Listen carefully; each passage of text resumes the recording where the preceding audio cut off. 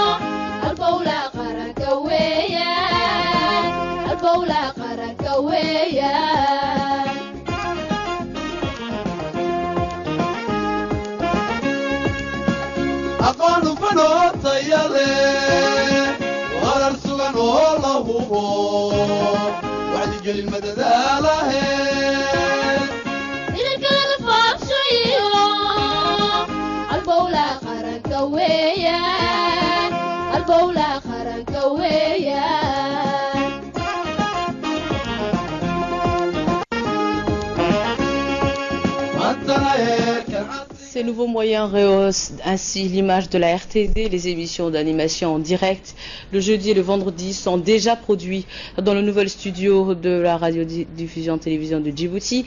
Les journaux avec pour thème spécial élection 2016 ont eu lieu donc hier soir, quand vous avez pu suivre sur nos antennes dans ce nouveau studio également, dont le président a pu découvrir, inaugurer, saluant le passage de la RTD de l'analogique au tout numérique. L'ensemble du personnel de la RTD, comme vous pouvez le voir sur ces images, se sont mobilisés pour accueillir et saluer le président de la République, son Excellence Ousmane Marguilé, et la délégation qui l'accompagnait. Dans une ambiance joyeuse, les artistes se sont mêlés également au personnel. Ces derniers ont rendu hommage aux multiples réalisations faites et qui répondent à la vision du chef de l'État.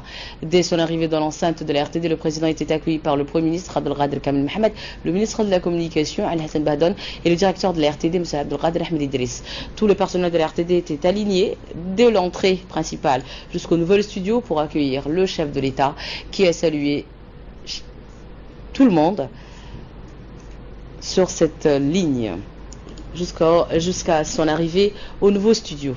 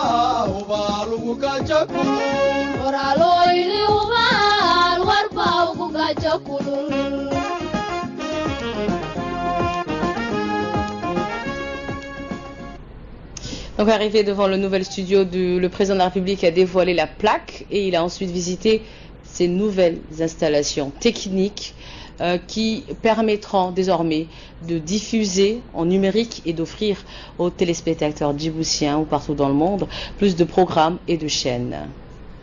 La RTD sera ainsi en mesure de proposer plusieurs chaînes grâce à la mise en place de la TNT, la télévision numérique terrestre.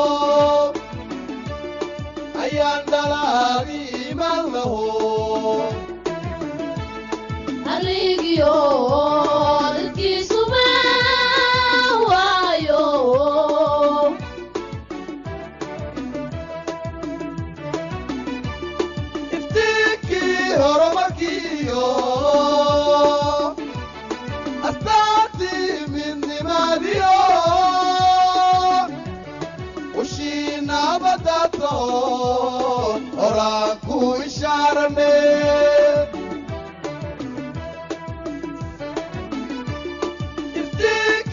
horumarkiyo astaantii midnimaadiyo ushiinabadaado horaan ku ishaarane.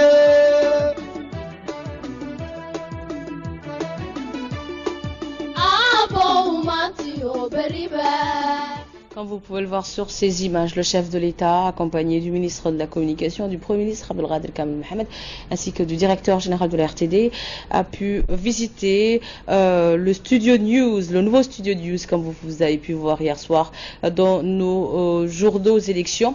Studio News inauguré hier soir donc par nos journalistes et où la campagne, même les journaux élections, sera diffusée en direct de ce nouveau studio. Mais également, le chef de l'État a reçu les explications des différents responsables de la TNT, à savoir la régie News également dans ce nouveau bâtiment, et également un studio de programme où les émissions Bendiga TV ou Dogla TV sont déjà diffusées tous les vendredis soirs et jeudis soirs. أقبلي أجيب إلهي كاغي إلهي كاغي إلهي كاغي إلهي كاغي.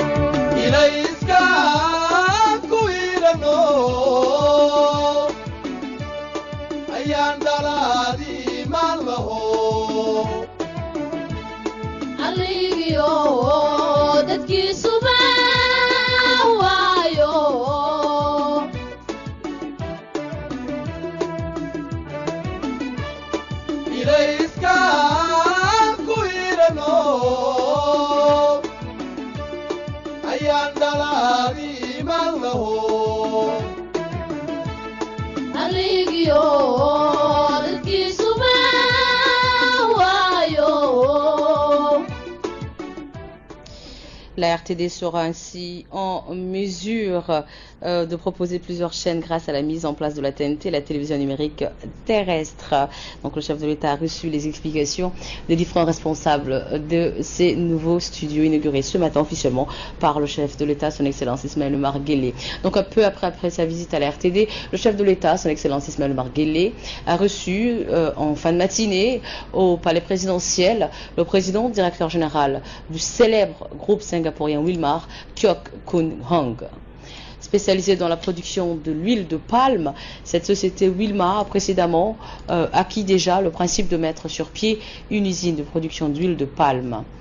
Les entretiens ont surtout permis d'annoncer au chef de l'État que nous arborons désormais la phase mise sur pied définitive de cette usine. C'est ce qu'a indiqué le PDG du fameux groupe singapourien. Le chargé de mission à la présidence de la République, Alexis Mohamed, qui a pris part à cette rencontre, a fait état, quant à lui, de l'important processus de création d'emplois suspendu à l'initiation de ce projet Djibouti. Ces groupes qui est déjà implanté en Éthiopie. Donc vous pensez bien qu'il s'agit bien évidemment ensuite un groupe, si un groupe aussi important est venu aujourd'hui dans les cas de cette délégation à Djibouti, c'est également pour favoriser, on est carrément dans une politique de gagnant-gagnant. Il est question d'emploi aujourd'hui, donc effectivement un grand groupe comme ça peut nous permettre aujourd'hui de créer entre 150 et 200 emplois à Djibouti bien évidemment, et puis attendre son expansion d'ascension dans les années à venir, qui permettra également l'augmentation de l'employabilité. Donc aujourd'hui, l'entretien qu'il y a eu avec le président de la République et le président du groupe singapourien s'est passé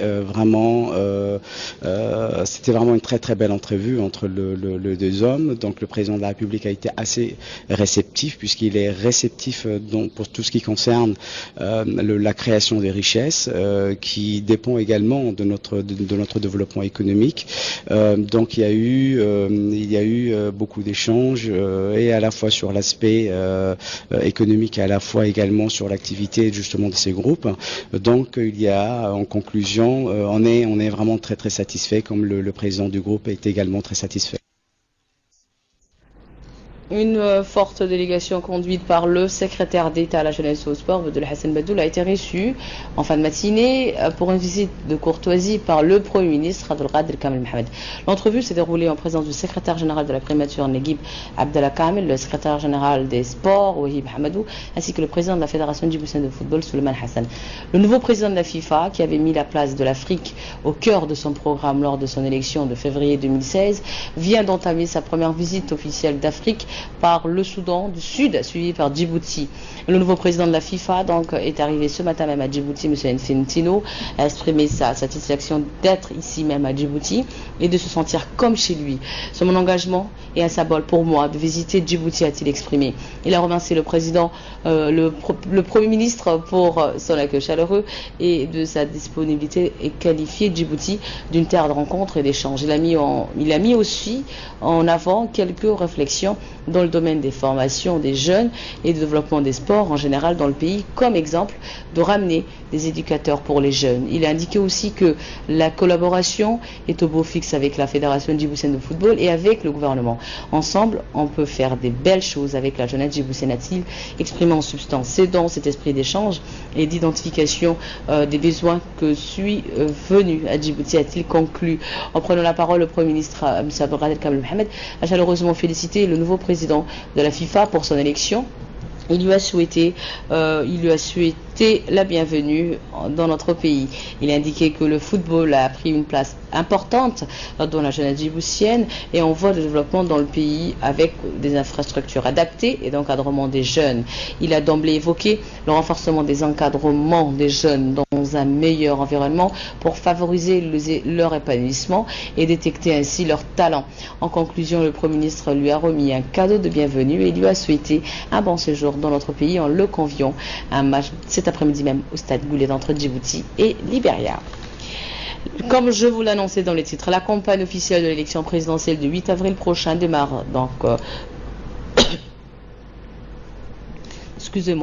démarre donc ce soir à minuit. Des messages de propagande politique des 6 candidats et de leur soutien seront diffusés par la RTD, et des meetings ou rassemblements populaires organisés un peu partout.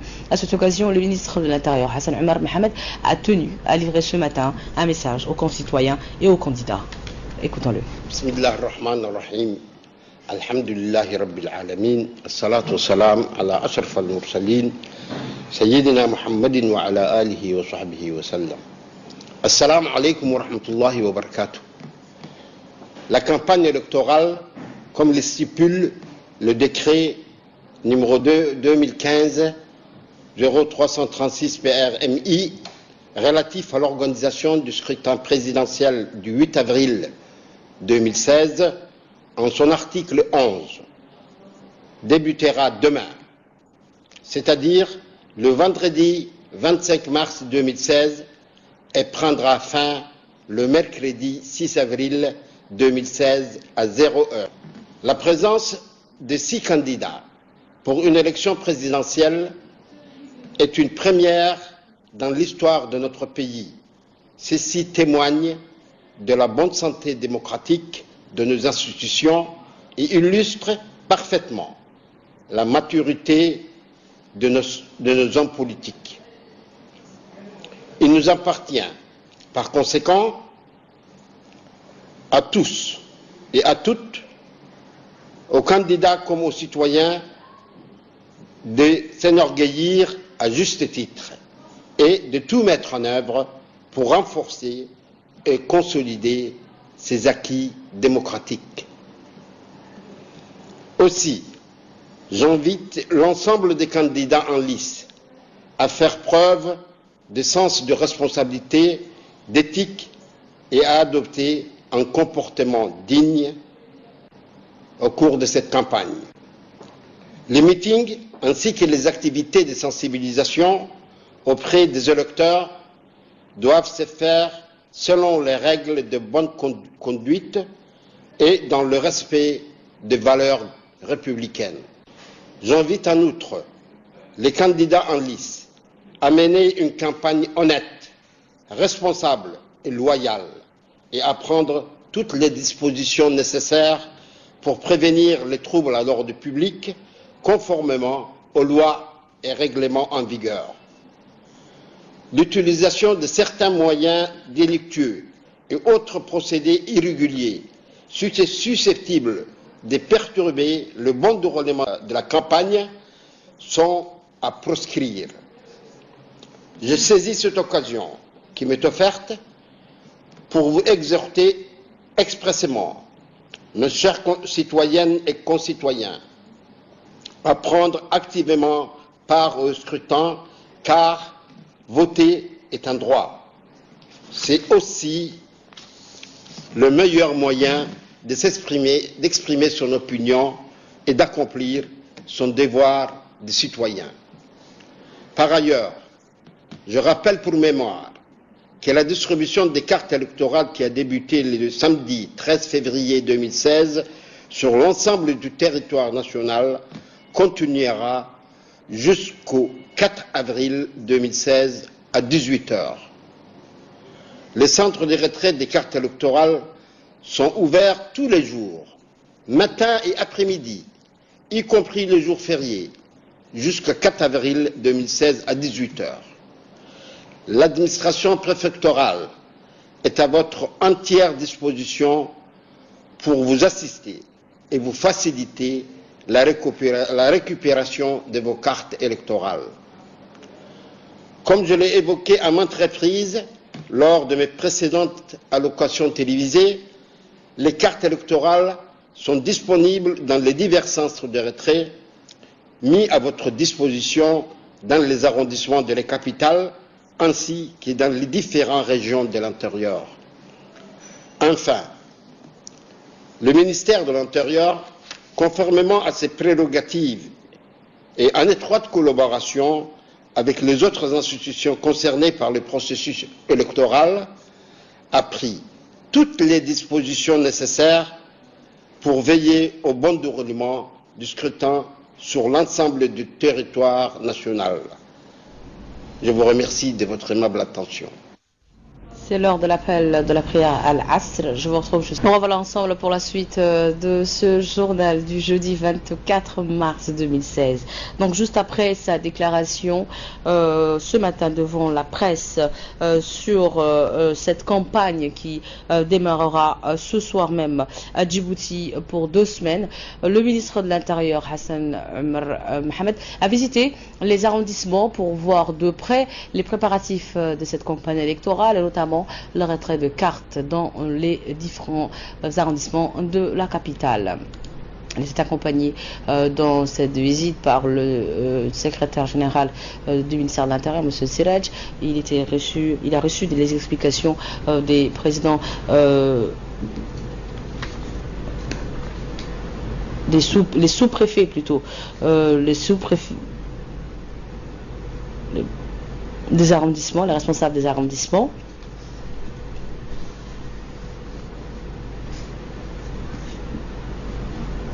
Le ministre a tenu à voir de plus près les démarches et les préparatifs pour les prochaines élections présidentielles prévues pour le 8 avril prochain. Actualité nationale toujours, le ministre du Travail et de la Réforme de l'administration, M. Hussein Ahmed a procédé ce matin à la signature du projet UNDAF avec la représentante résidente du PNUD à Djibouti, Mme Valérie Cliff, et l'ambassadeur du Japon à Djibouti, M. Tatsuo Arai. Cette cérémonie s'est déroulée en présence du ministre délégué à la coopération internationale, M. Ahmed Ali Silay, du secrétaire général du ministère du Travail chargé de la réforme de l'administration, M. Mohamed Ali, et du conseiller du ministre.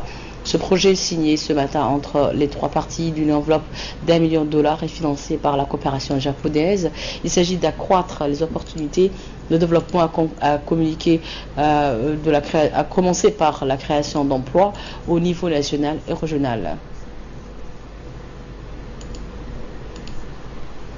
Projet total d'1 million de dollars financé par le gouvernement de Japon pour une durée de 1 an. Je tiens à féliciter le ministère du Travail chargé de la réforme de l'administration pour son leadership et son implication personnelle qui ont permis l'adoption de la politique nationale de l'emploi par le gouvernement de Djibouti. Financé à la hauteur de 1 million de dollars par le gouvernement du Japon, ce projet vise à promouvoir l'emploi des jeunes à travers des stages et d'apporter l'appui au secteur de pêche dans la région du Nord. Nous sommes conscients qu'à Djibouti, le chômage constitue un des défis majeurs auxquels le gouvernement djiboutien fait face et la promotion d'emploi figure parmi les dossiers prioritaires dans la politique nationale. Le ministre du Travail chargé de la réforme de l'administration, M. Abdou Hussein Ahmed, a profité de cette opportunité pour saluer l'appui qu'apporte le PNUD à son département et de souligner la contribution du Japon à travers la JICA au développement économique du pays et de remercier ce gouvernement nippon pour le financement de ce grand projet. Je vous propose de l'écouter également. Nous allons procéder à la signature du document cadre du projet UNDAF, financé cette année par le gouvernement du Japon, est destiné à accroître les opportunités de création d'emplois au niveau national et régional. Je profite de cette opportunité pour saluer l'appui qu'apporte le PNUD au ministère du Travail, puisqu'elle a déjà contribué à la réalisation de la politique nationale de l'emploi à Djibouti. Et depuis cette date, le PNUD est resté un partenaire précieux qui est resté toujours à nos côtés pour la mobilisation des fonds nécessaires à l'opérationnalisation des programmes identifiés. Dans le cadre de la lutte contre la soif, la directrice de l'hydraulique rurale, Mme Saad Suleiman, s'est rendue hier dans la région de Dikil, notamment dans la localité d'As'ila, avec le préfet adjoint de la région de Dikil et ses proches collaborateurs, en vue de pouvoir connaître l'état d'avancement des travaux de renouvellement de la conduite d'eau de 10 km qui était vétuste. Les travaux ont démarré il y a 2 semaines, de 2 mois de cela plutôt. À ce jour, la totalité de la ligne de refoulement est achevée, y compris la conduite de traversée de l'Oued. Le test de fonctionnement du réseau de refoulement à partir du forage jusqu'au réservoir a eu lieu avec succès en présence de la directrice. Nous voyons que l'eau est arrivée dans le réservoir dans ce village d'As'ila. Voici donc la réaction d'un des habitants de ces villages qui a exprimé sa gratitude à Dieu en premier et au président de la République, son Excellence Ismaël Omar Guelleh. L'avancement des travaux de la réhabilitation de la conduite de l'AEP de village d'As'ila. Donc, à ce stade, nous venons de finir toute la partie refoulement, à savoir jusqu'à 10 km, et il nous reste la partie distribution, qui constitue une infime partie de l'AEP. Donc nous sommes très satisfaits de l'avancement des travaux qui a duré à peu près 2 mois, et nous sommes aujourd'hui parvenus à retenir les 2/3 de l'eau perdue dans la terre sur l'ancienne partie refoulement qui était déjà détériorée. En soi, donc, tout ceci s'inscrit dans le cadre de la politique de lutte contre la soif que nous a indiqué le président de la République, à savoir qu'il faut aller chercher l'eau là où elle se trouve, quelle que soit la distance, le lieu, les personnes, etc. Une convention de partenariat a été paraphée ce matin entre la police nationale et la caisse de la sécurité sociale. La directrice de la caisse nationale de la sécurité sociale, la CNSS, Madame Hana Farah Soubé, et le directeur général de la police nationale, Moussa Abdellah Abdi Farah, ont signé donc ce matin une convention de partenariat. Celle-ci va permettre la prise en charge sanitaire des policiers et de leurs familles. Cette convention va en effet d'assurer les policiers et de ayants droit dans le cadre de la mise en place de l'assurance maladie universelle, l'AMU. Elle permettra aux assurés de ce corps d'être soignés dans toutes les structures hospitalières et sanitaires du pays et en particulier dans les centres de santé de la police. Les assurés de la police pourront ainsi bénéficier des consultations gratuites dans de nombreux centres spécialisés. Vous aurez les images de cette information dans nos prochaines éditions, Inch'Allah. Et passons de l'actualité nationale à l'actualité internationale. Au Yémen notamment, un espoir de cessez-le-feu a été annoncé. Il pourrait intervenir dès le 10 avril prochain, soit une semaine avant une éventuelle reprise des négociations. Les partis en conflit au Yémen ont accepté qu'un cessez-le-feu prenne en effet le 10 avril, selon l'ONU. Cet arrêt de combat est un préalable à une reprise des négociations de paix sous l'égide des Nations Unies 8 jours plus tard. Le médiateur de l'ONU pour le Yémen, Ismaël Ould Cheikh Ahmed, a annoncé hier à New York qu'une cessation des hostilités dans tout le pays va démarrer le 10 avril à minuit avant la nouvelle session de négociation de paix prévue au Koweït le 18 avril prochain. Le médiateur de l'ONU a précisé qu'il avait reçu des assurances que toutes les parties yéménites aux prochaines discussions de paix qui devraient se dérouler en face à face. La dernière session de pourparlers avait eu lieu en décembre dernier en Suisse, déjà sous l'égide de l'ONU. Ismaël Ould Cheikh Ahmed a également souhaité que la cessation des hostilités permette un accès humanitaire sûr et sans entrave aux millions de civils yéménites qui en ont besoin et font face à une tragédie sans précédent. L'objectif donc de ces négociations est de parvenir à un accord pour mettre fin, a-t-il dit, au conflit et de permettre plutôt la reprise d'un dialogue politique inclusif en conformité avec les résolutions de l'ONU. Au Libéria notamment, le gouvernement a décidé de fermer sa frontière avec la Guinée après l'apparition de 4 nouveaux cas d'Ebola. Le Libéria a fermé sa frontière avec la Guinée où 4 récents décès dus à Ebola ont été recensés. Le ministre de l'Information du Libéria a confirmé la fermeture de la frontière, précisant que son pays ne veut pas prendre de risques. La frontière restera fermée jusqu'à ce que la situation en Guinée s'améliore, a-t-il indiqué. Les autorités libériennes ont confirmé qu'une équipe de médecins dotés de protection avait été envoyée à la frontière pour améliorer la surveillance. Le Libéria a été déclaré indemne de nouvelles transmissions de virus mortels en janvier. Le virus Ebola a tué environ 11 300 personnes en Afrique de l'Ouest depuis fin 2013. Ce n'est qu'en 2014 que les gouvernements et les organismes de santé ont contribué à contenir l'épidémie. C'est tout pour cette édition de ce début d'après-midi. Restez avec nous, bougez pas, tout de suite c'est les minutes focus.